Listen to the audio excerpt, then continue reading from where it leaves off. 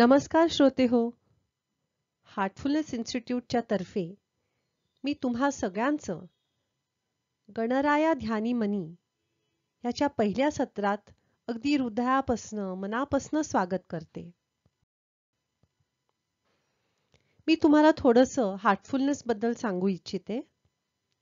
Heartfulness एक जागतिक संस्था आहे. ह्याची उपस्थिती 170 देशांमध्ये आहे. आमचा मूळ हेतू लोकांपर्यंत आमची साधी, सोपी, सहज मार्गध्यान पद्धत पोहोचवणं आहे. ही एक आध्यात्मिक चळवळ आहे असं म्हणायला हरकत नाही. आम्ही ही पद्धत अनेकांपर्यंत पोचवत आहोत. कॉर्पोरेट्समध्ये, गव्हर्नमेंट ऑफिसेसमध्ये, कॉलेजेसमध्ये, शाळांमध्ये, अगदी देशाच्या कानाकोपऱ्यात, गावोगावी आम्ही ही पद्धत पोचवत आहोत. आणि तीही विनामूल्य. कारण आम्हाला इतकं काही मौल्यवान मिळालेलं आहे या पद्धतीतून. आम्हाला वाटतं की ही प्रत्येकाला अनुभवण्याची एक संधी तरी मिळावी. गणराया ध्यानी मनी उपक्रमाच्या मागचा विचारही हाच आहे. गणेशोत्सव म्हणजे सळसळता उत्साह, सर्वांना तनामनाने एकत्र आणणारा सण म्हणजे हा गणेशोत्सव. उत्साह शिगेला पोचतो. एकमेकांच्या घरी जाऊन लाडक्या बाप्पाच्या स्वागताची तयारी करणं, बाप्पाला आणायला एकत्र जाणं, वाजत गाजत घोषणा देत बाप्पाला घरी आणणं, मोदकांवर ताव मारणं, ह्या सगळ्यात जी धमाल आहे ना, ती कायम नवी ऊर्जा देते. गणपतीच्या निमित्ताने लोक घरी येतात, छान गप्पा गोष्टी होतात. अतिशय उत्साहाचं आणि आनंदाचं वातावरण असतं.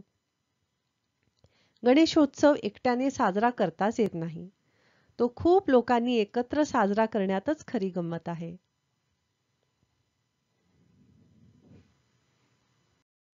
अर्थात यावर्षी हा सोहळा आपण नेहमीसारखा साजरा करता येणार नाही. आपल्याला यावर्षी बाहेर जाऊन निरनिराळे सुंदर देखावे बघायला मिळणार नाहीत.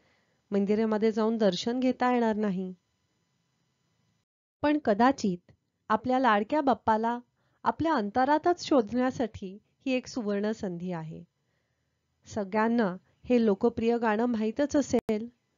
शोधीसी मानवा राऊळी मंदिरी, नांदतो देव हा आपुल्या अंतरी. आपल्या पुराणांमध्ये गम किंवा गणपतीला आदी देवता मानले आहे. असंही मानलं जातं की सृष्टीचे उगम म्हणजे उत्पत्तीच्या वेळी जी पहिली देवता अस्तित्वात आली ती गणपती आहे. वेदांमध्ये, पुराणांमध्ये याला मान्यता आहे. त्या आदी देवतेच्या अस्तित्वामुळे, ऊर्जेमुळे बाकीचे जे कार्य होते म्हणजे संपूर्ण सृष्टीची उत्पत्ती, ती पण यशस्वीपणे पार पडली. त्यामुळे असं म्हटलं जातं की जेव्हा आपण गणपतीचे स्मरण करतो, एक प्रकारची ऊर्जा आपल्यामध्ये निर्माण होते आणि कामाला चांगली सुरुवात होते. श्री गणपतीचे सर्वात प्राचीन स्तवन ऋग्वेदातील ओम गणानां त्वा गणपतीं हवामहे ह्यात सर्व बुद्धिमंतांमध्ये सर्वश्रेष्ठ गणपतीला आवाहन केलं गेलं आहे. अशा श्री गणपतीचे अथर्व शीर्षात गणेशाच्या वैश्विक स्वरूपाचे अतिशय उदात्त वर्णन आहे. त्यात त्वमेव सर्वं खल्विदं ब्रह्मासि, त्वं साक्षादात्मासि नित्यं, त्वं प्रत्यक्षं ब्रह्मासि असे त्याच्या परब्रह्म स्वरूप, आत्मस्वरूप, अनादी, अनंत, सर्वव्यापी स्वरूपाचे अत्यंत भव्य दिव्य वर्णन केलेले आहे. त्वाम योगिनो ध्यायन्ति नित्यम, त्या सर्वात्मक गणेशाचे ध्यान योगी लोक नेहमी करीत असतात. पुढे अविर्भूतं च सृष्ट्यादौ प्रकृतेः पुरुषात् परम, एवं ध्यायति यो नित्यं स योगी योगिनां वरः. असाही त्या अनादी अपूर्व स्वरूपावर ध्यान करणाऱ्या योगी श्रेष्ठाचा गौरवाने उल्लेख केला गेला आहे. पण हे ध्यान केवळ फार असामान्य योगीच करू शकतात असं नाही. हे आपल्यासारखी सामान्य, भाविक, उत्सुक माणसं देखील करू शकतात आणि त्या अनंताचा प्रत्यक्ष अनुभव घेऊ शकतात. त्या परमतत्वाचे अत्यंत विनम्र भावाने स्मरण करून आम्ही त्याची अनुभूती आपल्या हृदयात होऊ शकेल अशी सोपी हृदयानुभूती ध्यान पद्धती हार्टफुलनेस मेडिटेशन आपल्या पुढे सादर करीत आहोत.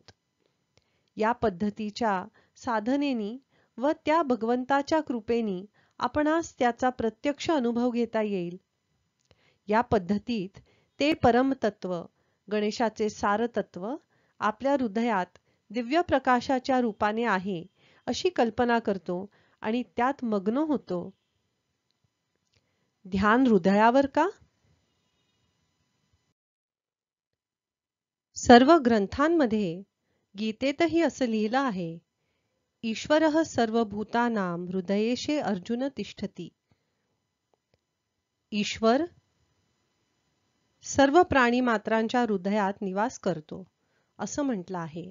आणि म्हणून आपण हृदयावरती लक्ष केंद्रित करून ध्यान करणार आहोत. आमच्या या हृदयानुभूती पद्धतीमध्ये सुद्धा आपण हृदयावरती अलगद लक्ष केंद्रित करून ध्यान करणार आहोत. आता जे स्क्रीनवर दिसतंय ते वाचण्याचा प्रयत्न करा, पाहू. जमतंय? ज्यांना हे गाणं माहितीये कदाचित त्यांना ते वाचता येत असेल, पण नाहीतर ते तितकं सोपं नाहीये. आपण कदाचित अंदाज लावू शकतो, पण ते नक्कीच अवघड आहे. आता हे वाचण्याचा प्रयत्न करा. किती सोपं आहे नाही का? आता काय फरक आहे दोन्ही स्लाइड्स मध्ये? अगदी बरोबर. 2 शब्दांमधला 2 वाक्यांमधला विराम. या विरामामुळे या संपूर्ण अभंगाला एक सुंदर अर्थ आला. तर आपल्या मनाचंही तसंच आहे. आपल्या मनात किती विचारांची गर्दी झालेली आहे आता. जेव्हा आपण 2 विचारांच्या मध्ये विराम द्यायला शिकतो, तेव्हा असंच आपल्या आयुष्यालाही एक सुंदर अर्थ येतो. तर आता आपण देणार आहोत एक अर्थपूर्ण विराम. तर हा विराम म्हणजे काय? अर्थातच ध्यान. आता आपण शिकूयात हार्टफुलनेस ध्यान कसं करायचं. तर आता आपण पाहूया ध्यान म्हणजे नेमकं काय. तर इथे आपल्याला वाय ॲक्सिस वरती वरच्या बाजूला केंद्रित लक्ष आहे आणि खालच्या बाजूला अशी मनस्थिती आहे जिथे आपलं लक्ष अजिबात केंद्रित नाहीये. एक्स ॲक्सिस वरती आपण पाहतो आहोत की उजवीकडे आपलं मन अतिशय प्रयत्नरहित आहे, अगदी सहज आहे. आणि डावीकडे आपण पाहतोय जिथे आपलं मन अगदी प्रयत्नशील आहे. तर आपण एक एक बाजू बघूयात की इथे आपली मनस्थिती काय असते. जेव्हा आपलं मन अतिशय प्रयत्नरहित असतं आणि लक्षही केंद्रित नसतं, अशा मनस्थितीला आपण काय म्हणतो? बरोबर, डे ड्रीमिंग, किंवा आपण जे जागेपणी स्वप्न पाहतो, मन भरकटतंय. आता इथे जिथे आपलं मन अजिबात केंद्रित नाहीये पण आपण खूप प्रयत्नही करतोय, अशा मनस्थितीला आपण काय म्हणू? राईट, फ्रस्ट्रेशन किंवा वैताग येणे. आता इथे जर आपण पाहायला गेलो जिथे आपण खूप प्रयत्नही करतोय आणि आपलं लक्षही व्यवस्थित केंद्रित होतंय, अशा मनस्थितीला आपण काय म्हणू? कॉन्सन्ट्रेशन म्हणजे एकाग्रता. आणि आता या चौथ्या मनस्थितीला आपण काय म्हणू? जिथे आपलं लक्ष केंद्रितही आहे आणि प्रयत्नरहित सुद्धा, अलगदपणे आपलं लक्ष केंद्रित झालेलं आहे सहजपणे. तर अशा मनस्थितीला आपण म्हणतो ध्यान किंवा मेडिटेशन. तर आपण खूप चर्चा केली की ध्यान म्हणजे नेमकं काय आणि काय नाही, पण जोपर्यंत आपण त्याचा अनुभव घेत नाही तोपर्यंत या चर्चेला काहीच अर्थ नाही. कारण अनुभवाचा एक नमुना सुद्धा प्रचंड ज्ञानापेक्षा श्रेष्ठ आहे, हे दाजींनी म्हटलेलं आहे. तर चला आपण आता अनुभवाकडे वळूया. तर चला, हार्टफुलनेस मेडिटेशन आणि शिथिलीकरणाचा आपण आता अनुभव घेऊयात. तर आता आपण 2 विधी शिकणार आहोत. एक म्हणजे शिथिलीकरण आणि दुसरं म्हणजे ध्यान. आधी आपण शिथिलीकरण करणार आहोत. त्याच्यामध्ये आपण आपल्या शरीराचा प्रत्येक अवयव शिथिल करून घेणार आहोत. अवयव ध्यान, अवयव शिथिलीकरण करणार आहोत. जसं आपण योगनिद्रेत करतो तसंच फक्त आपण बसून करणार आहोत. हे तुम्हाला शिथिलीकरणाच्या सूचना दिल्या जातील. त्यानंतर आपण हार्टफुलनेस ध्यान करणार आहोत. तर ध्यानासाठी आपल्याला सर्वात आधी कुठल्याही आरामदायक स्थितीत बसलं तरी चालेल. पाठीला आधार असला तर सर्वात उत्तम. अशा जागी बसा जिथे तुम्हाला कोणी डिस्टर्ब करणार नाही. त्यानंतर आपण अलगदपणे आपलं लक्ष हृदयावर केंद्रित करायचं आहे. आणि एक महत्त्वाची सूचना द्यायची आहे, म्हणजे आपल्या हृदयामध्ये ईश्वरीय प्रकाशाचे स्रोत आधीपासूनच स्थित आहे आणि आता तो आपलं लक्ष आतून आकर्षित करतोय.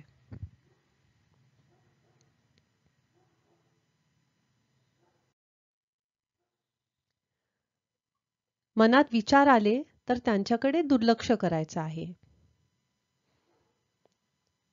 ज्याप्रमाणे आकाशावरती ढग येतात आणि निघून जातात, त्याप्रमाणे साक्षी भावाने आपण विचारांकडे फक्त पाहायचं आहे. त्यांच्याशी अजिबात गुंतायचं नाहीये. त्यांचा स्वीकारही करायचा नाहीये. त्यांना ढकलूनही द्यायचं नाहीये. जर आपल्याला लक्षात आलं की आपलं मन आता भरकटलंय, काही हरकत नाही. आपण फक्त स्वतःला आठवण करायची आहे की आपल्या हृदयामध्ये ईश्वरीय प्रकाशाचे स्रोत आधीपासूनच स्थित आहे आणि परत जागेवर यायचं आहे. आणि या सगळ्या सूचना अतिशय हळुवारपणे, अतिशय सहजपणे द्यायच्या आहेत. याला आपण सहज मार्ग ध्यान पद्धत म्हणतो, जे आपल्याला सहजपणे आरामदायक स्थितीत करता येईल, तेच ध्यान आहे. तर चला, आपण शिथिलीकरण आणि मग ध्यान करूयात. शिथिलीकरण नंतर परत ध्यानाच्या सूचना दिल्या जातील आणि मध्ये काही मिनिटं शांतता असेल, तेव्हा आपण डोळे मिटून शांतपणे ध्यान करायचं आहे. एका जागी स्थिर राहायचं आहे. चला, सुरुवात करूया.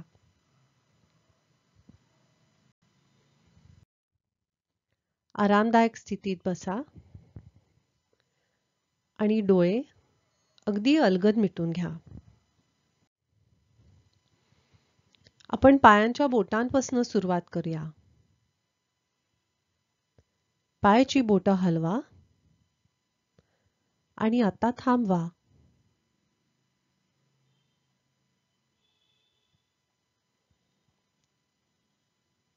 तुमची पावलं अतिशय शिथिल होत आहेत असे अनुभवा.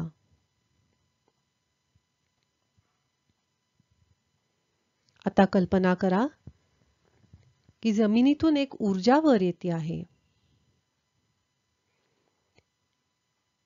ती तुमच्या पावलांमधून, घोट्यांमधून गुडघ्यांपर्यंत पोचते आहे आणि तुमच्या पायांना अतिशय शिथिल करत आहे.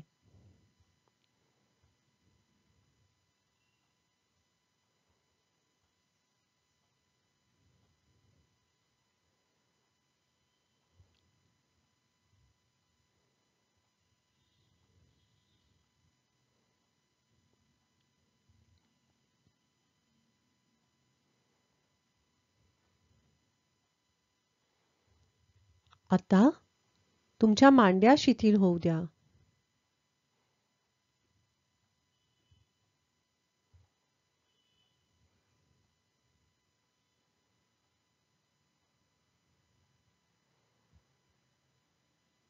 आता तुमचे नितंब,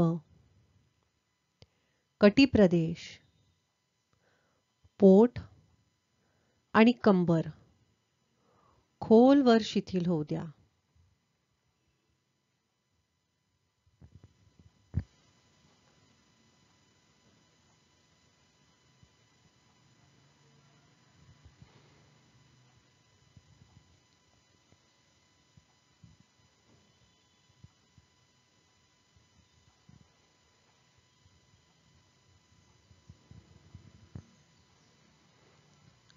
आता लक्ष अलगद तुमच्या पाठीकडे वळवा.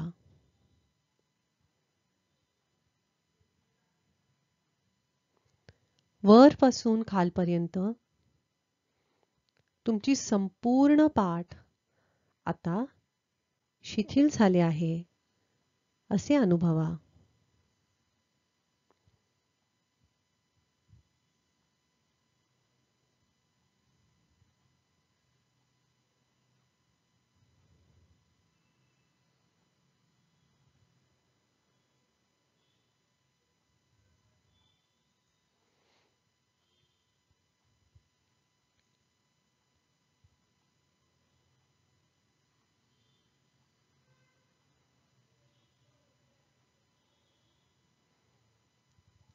आता तुमची छाती आणि खांदे शिथिल होऊ द्या.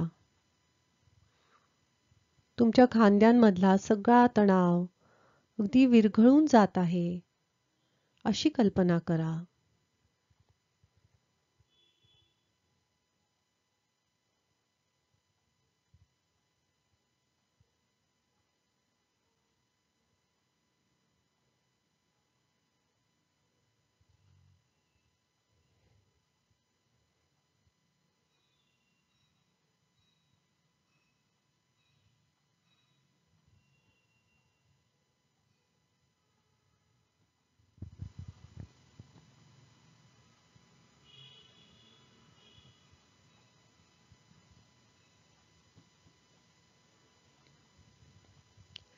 आता तुमच्या हातांचा वरचा भाग अगदी ढिला सोडून द्या.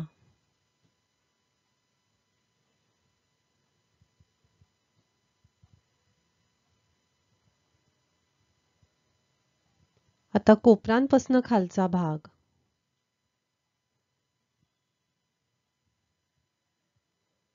तुमचे हात अगदी बोटांपर्यंत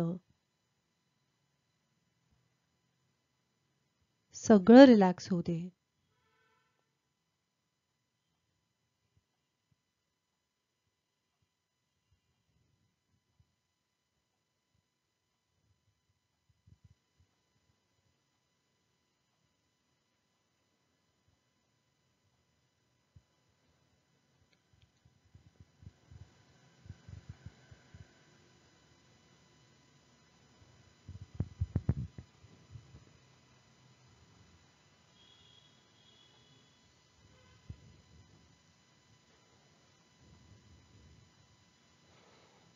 आता मानेतले स्नायू शिथिल करा.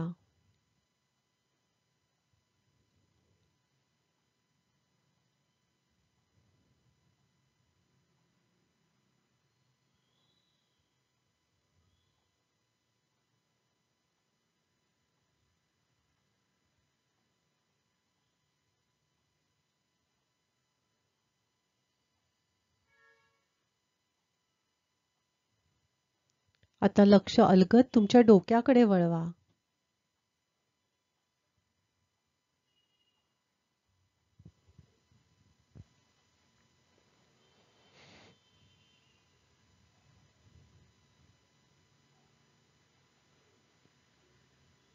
तुमची हनुवटी आणि तुमचा जबडा अगदी रिलॅक्स होऊ द्या.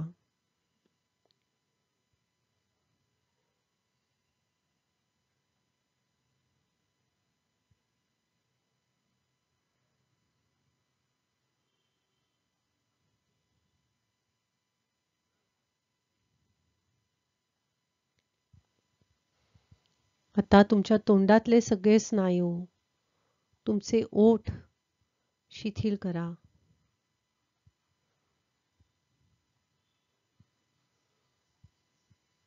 तुमचं नाक,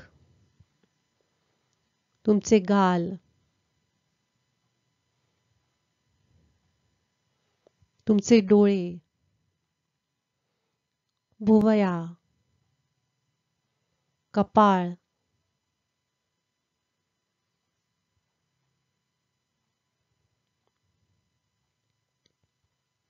कानाच्या पाळ्या, सगळे चेहऱ्याचे स्नायू, अगदी मस्तकापर्यंत सगळं शिथिल होऊ द्या.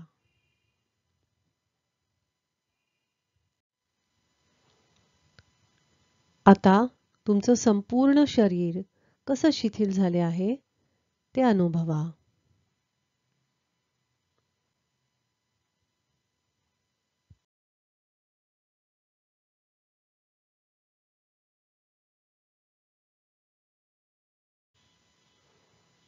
आता तुमचं लक्ष अलगद तुमच्या हृदयाकडे वळवा.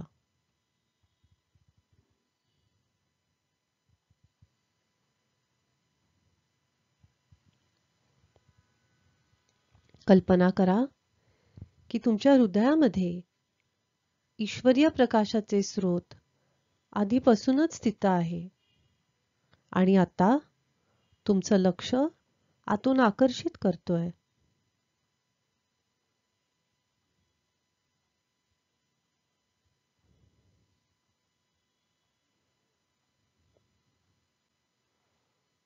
या हृदयातल्या प्रेम आणि प्रकाशामध्ये विलीन होऊन जा.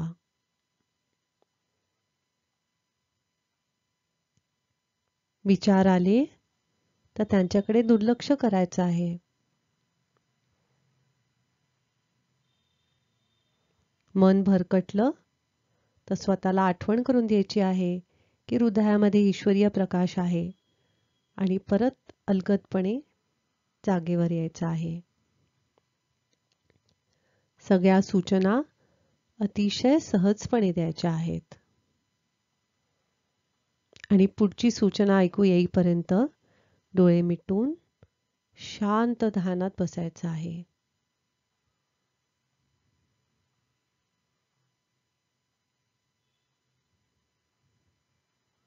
या हृदयातल्या प्रेम आणि प्रकाशामध्ये विलीन होऊन जा.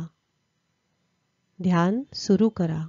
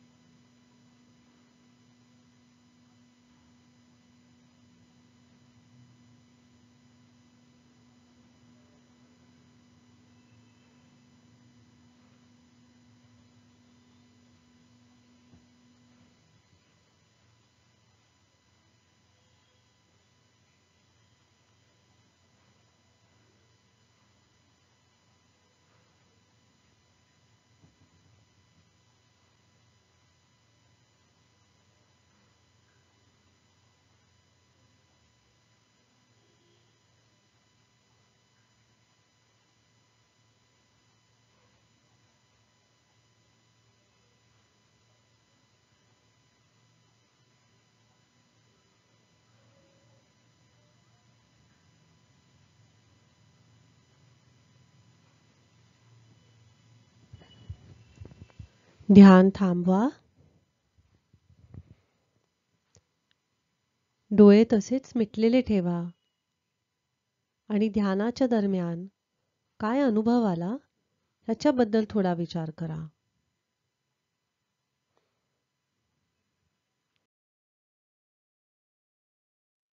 ध्यानापूर्वी कसं वाटत होतं, ध्यानाच्या दरम्यान काय झालं आणि आत्ता ध्यानानंतर कसं वाटतंय, या गोष्टींचा एक आढावा घ्या.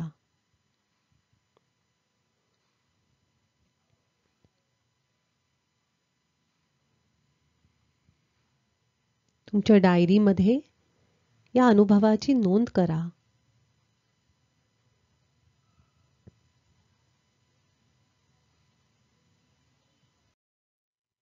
तर उद्याच्या सत्राबद्दल थोडीशी माहिती देते. जसं तुम्हाला माहीतच आहे, ही एक 5 दिवसांची कार्यशाळा आहे. रोज आपण गणपतीची विविध रूपं हार्टफुलनेसच्या दृष्टिकोनातून पाहणार आहोत. उद्या आपण गणपतीचे जे विघ्नहर्ता स्वरूप आहे, त्याला हार्टफुलनेसची जी शुद्धीकरण क्रिया आहे, त्या दोन्हीमध्ये काय साम्य आहे ते पाहू. आणि उद्या तुम्हाला परत भेटण्यास अगदी आतुरतेने वाट बघत आहोत.